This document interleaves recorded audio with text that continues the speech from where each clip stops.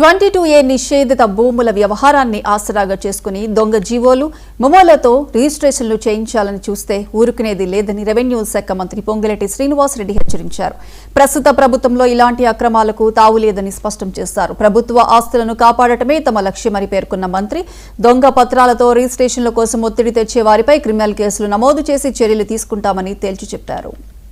మిత్రులు ప్రజలు కూడా గమనించాలి. ఈ పానిక్ టైం ని క్రియేట్ చేసిన ప్రభుత్వాలు ఉన్నారా? దీన్ని అడ్డం పెట్టుకొని ఇగో మా దగ్గర ఈ జీవోలు ఉన్నాయి, మాది కూడా రిజిస్ట్రేషన్ చేయండి అని కొంతమంది దొంగ జీవోలు దొంగ మెమోలు కూడా తీసుకొని వస్తున్నారు. ఇది సబ్ రిజిస్ట్రార్ ని అప్రోచ్ అయ్యారు. 22/4/2026 డేట్ తో డిస్ట్రిక్ట్ కలెక్టర్ మేడ్చల్ సంతకం పెట్టాడని ఇదిగోండి ఒక మెమోని ఈ ల్యాండ్ క్లియర్ చేశారు. దీన్ని మీరు మాకు ఎందుకు రిజిస్ట్రేషన్ చేయరని అడుగుతున్నారు. ఈ వ్యక్తిని ఐడెంటిఫై చేశాం. ఇప్పుడే అధికారులకు చెప్పాను, వీళ్ళ మీద ఎఫ్ఐఆర్ కూడా బుక్ చేస్తున్నాం. సేమ్ ఇదే రకంగా ఇదే మేడ్చల్ జిల్లాలో 2/6/2026 డేట్ తో స్పెషల్ డిప్యూటీ కలెక్టర్ ఈఎల్సీ పేరుతో మరొక బోగస్ సర్టిఫికెట్ ఇష్యూ చేసి దీన్ని కూడా రిజిస్ట్రేషన్ చేయాలని వాళ్ళు కోరుకుంటున్నారు. కానీ ఇది సాధ్యమయ్యే పని కాదు. ఇటువంటి ఏవైతే ఉన్నాయో దయచేసి ప్రజలని పానిక్ లో పెట్టి ప్రభుత్వాన్ని స్ట్రెస్ లోకి తీసుకొచ్చి ఇటువంటి లెటర్ల ద్వారానో ప్రభుత్వ ఆస్తుల్ని రిజిస్ట్రేషన్ చేసుకోవాలంటేనో